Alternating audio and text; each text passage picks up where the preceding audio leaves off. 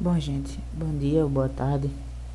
É, Meu nome é Pedro Barbosa e eu vou apresentar minha primeira videoaula a respeito da ocorrência natural dos ácidos carboxílicos e seus derivados e apresentar também como reagem às substâncias carboniladas de classe 1.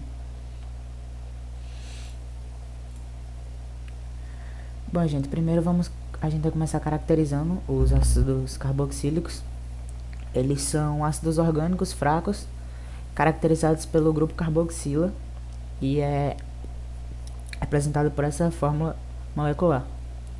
Então aqui a gente tem a carbonila, o C dupla O, ligado com o H da hidroxila. Ou seja, a união dos dois resulta no grupo carboxila. E aqui ao lado tem a cadeia carbônica representada pelo R. Bom, com relação à nomenclatura, eles vão receber o nome ácido, o prefixo da contagem relativa de carbonos e a terminação oico. Então aqui como exemplo tem o ácido propanoico, ou seja, ele tem 1, 2, 3 carbono, prefixo prop, an, porque só tem ligações simples, e oico, por ser um ácido carboxílico. Aqui do outro lado do mesmo jeito, só que aqui temos 1, 2, 3, 4, 5, 6, 4 metil, porque a numeração começa a partir do carbono da carboxila. Então 1, 2, 3, 4, grupo metil. Hexanoico por possuir 6 carbonos. Ainda em relação à nomenclatura, existem nomes particulares relacionados aos ácidos.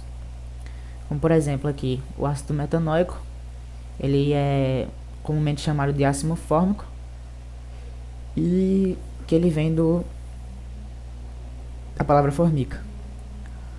O ácido etanoico, que é o famoso ácido do vinagre, ele é também chamado de ácido acético, né, por apresentar sabor azedo, vem da palavra acéton.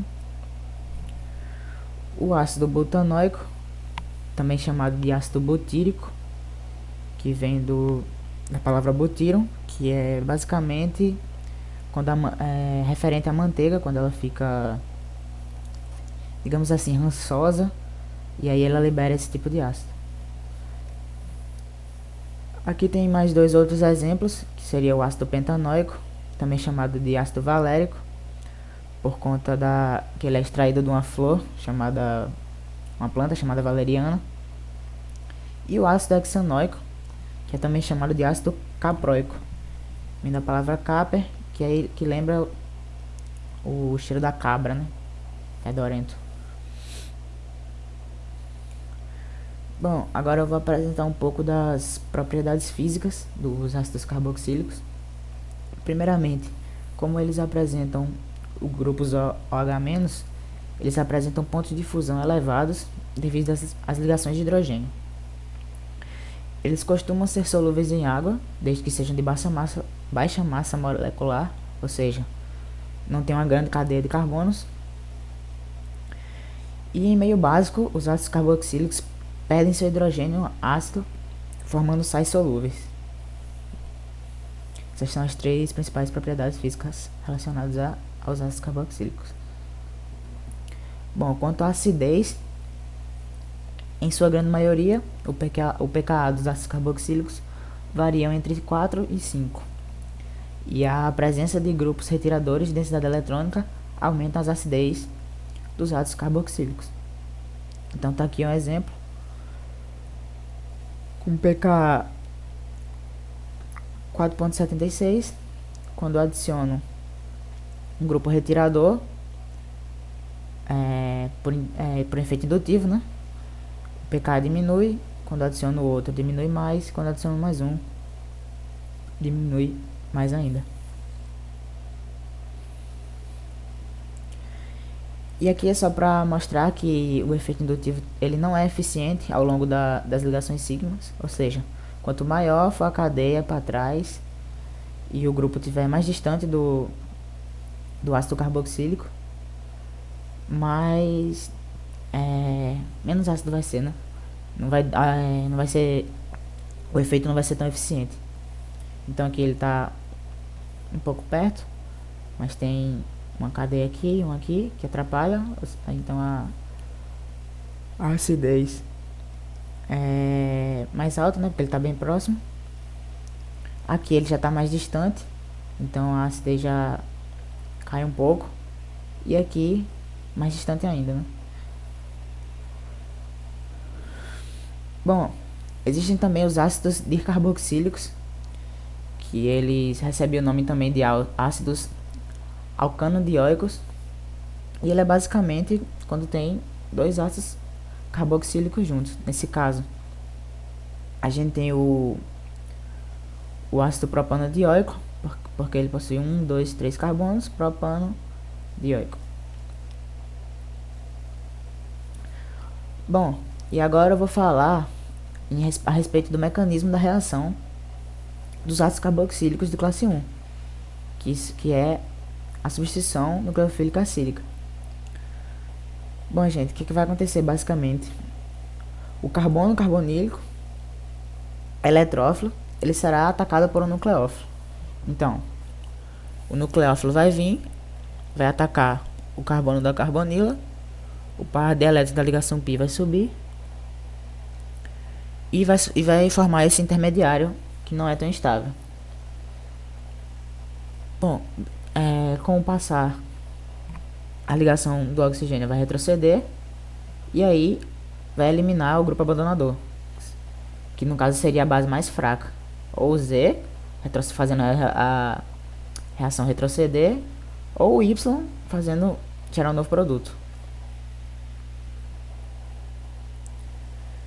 Bom, aqui é só para caracterizar o que eu falei, né? Que o intermediário é instável, porque Y e Z são átomos eletronegativos, e quanto mais fraca for a base, melhor o grupo de saída.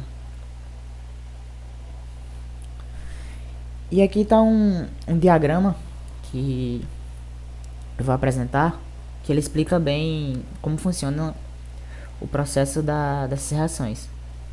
Bom, no primeiro caso aqui, no caso A, o nucleófilo é a base mais fraca. Ou seja, se o nucleófilo é a base mais fraca, a reação acontece, aqui já está no intermediário. Como o nucleófilo é a base mais fraca, é ele que vai sair. Então a reação volta.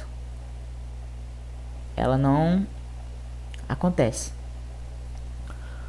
No caso B, o nucleófilo sendo a base mais forte, quem vai sair vai ser o grupo abandonador. Então, que vai ser a base mais fraca. Então, tem a primeira etapa da entrada do nucleófilo. E depois o grupo abandonador vai sair e vai formar, a ligação vai ocorrer. E tem a opção C também, que é quando o nucleófilo e o grupo abandonador têm basicidades parecidas. Ou seja, eles vão estar em um sistema de equilíbrio, digamos assim. A reação pode tanto acontecer como retroceder. Vai depender muito das condições do meio, de pH e por aí vai. Bom, aqui eu trouxe dois vídeos. Muito bem, pessoal, a partir dessa aula nós vamos iniciar o módulo 13 do nosso curso de Química Orgânica, e esse módulo 1. Os três reação dupla com oxigênio e uma ligação simples com outro átomo de oxigênio que está ligado a um hidrogênio. Esse átomo de hidrogênio, ele acaba sendo retirado por uma base do meio racional. É ele que caracteriza esse conjunto de substâncias como ácidos. Em termos de nomenclatura, nós também não temos muitos problemas. Primeiro, todo ácido carboxílico recebe, antinome principal, a palavra ácido. Então fica muito fácil nós identificarmos um ácido carboxílico. E todos eles terminam com o sufixo oico. Notem que antes de terminar com o sufixo oico, eles terminam, na verdade, com o sufixo ico, que é um sufixo típico de ácidos oxigenados. Em termos de nomes específicos, nós precisamos indicar o número de átomos de carbono. Aqui nós temos 3 átomos de carbono, então por isso que aparece o prop. Aqui nós temos 1, 2, 3, 4, 5, 6, por isso que aparece o hex. E aqui nós temos 1, 2, 3, 4, 5, 6, 7, por isso que aparece o EPT. O grupo carboxila sempre vai aparecer na ponta, então nós não precisamos numerar a carboxila. E automaticamente esse átomo de carbono é o átomo de carbono 1.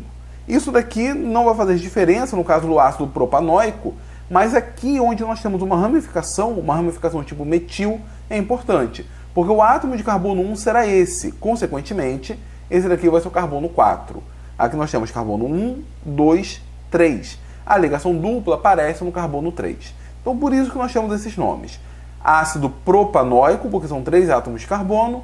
Ácido 4-metil-hexanóico, porque nós temos uma ramificação metil no carbono 4. Ácido E, esse é devido à isomeria em torno da ligação dupla. Então ácido E seria heptenóico. Esse EN aqui é por causa da ligação dupla. Só que eu preciso dizer em qual carbono está a ligação dupla, por isso que aparece esse 3 aqui na frente. Então essa daqui é a visão geral da nomenclatura e o PAC para os ácidos carboxílicos. Entretanto, muitos deles ainda são conhecidos pelos seus nomes usuais. Por exemplo, o ácido metanóico, ele é conhecido como ácido fórmico, e o nome fórmico vem de formica, ou fórmica, eu não sei como acentuar da forma correta, mas é um termo latino para formiga. Isso porque quando a formiga nos morde, ela acaba injetando o ácido fórmico ou ácido metanóico. Nós temos também o ácido etanóico, que é muito mais conhecido como ácido acético. Seu nome vem de acetum, o nome é para o vinagre, é o principal constituinte do vinagre. Nós temos o ácido butanóico, que é conhecido como ácido butírico. O butírico vem de butyrum, que significa manteiga. É porque quando a manteiga fica rançosa, quando ela estraga e elimina aquele cheiro ruim, esse cheiro ruim nada mais é do que o ácido butanóico. Nós temos aqui também o ácido pentanóico, que é conhecido como ácido valérico. Agora, o nome valérico é porque ele pode ser extraído de uma planta conhecida como valeriana. Então, essa árvore, a valeriana, acaba sendo a principal fonte que nós temos para o ácido valérico natural, que nada mais é do que o ácido pentanóico. Aqui nós temos o ácido hexanóico, também conhecido como ácido caproico. O caproico vem de caper, que significa cabra, é porque é o cheiro de cabra, o fedor da cabra. E o ácido octanóico, que também é conhecido como ácido esteárico. Esteárico vem de ester, que significa sebo. Isso porque ele acaba sendo o principal constituinte do sebo de alguns animais, a gordura, vamos dizer assim, de alguns animais. Então, essa aqui é uma visão geral da nomenclatura dos ácidos carboxílicos. Quanto às suas propriedades físicas, basicamente toda propriedade física, toda propriedade química de um ácido carboxílico vem de sua carboxila, vem do grupo COOH.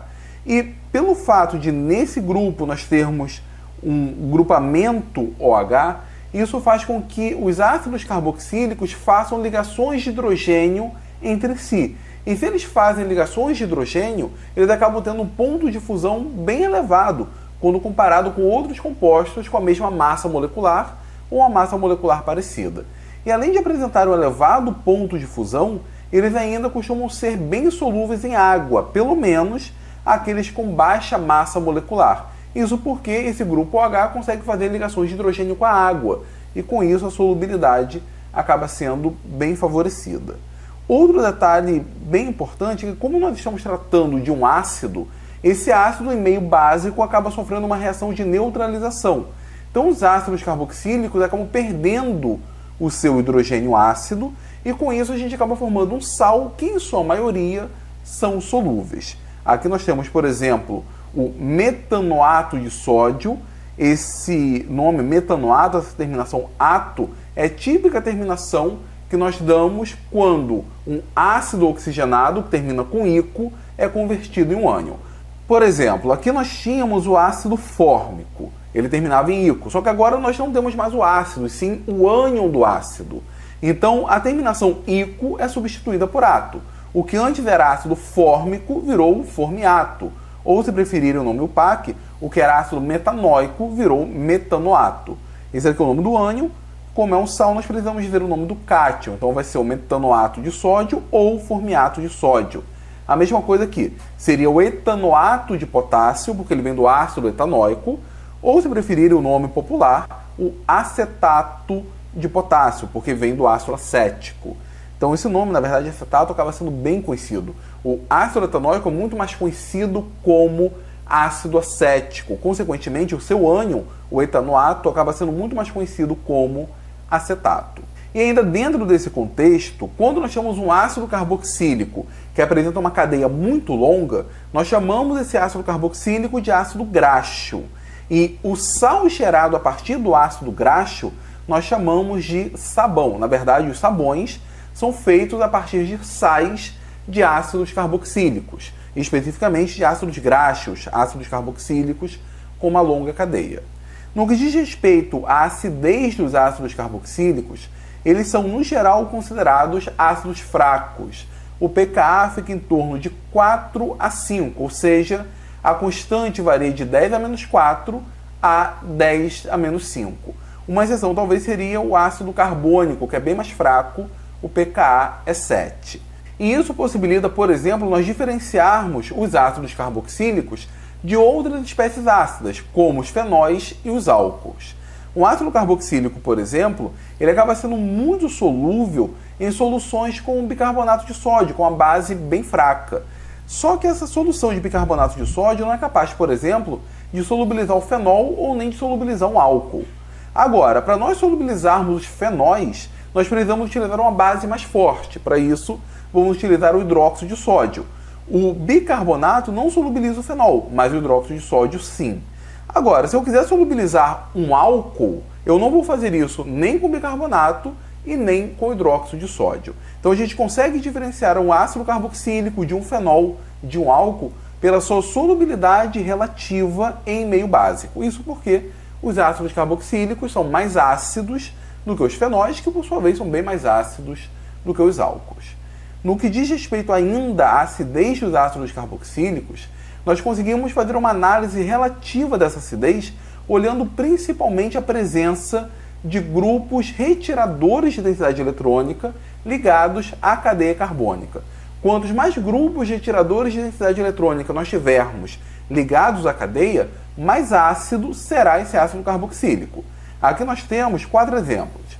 Em relação à acidez, né, eu já falei um pouco. Então, o outro é a respeito um pouco da substituição, né? Então é isso. Obrigado pela atenção. Valeu.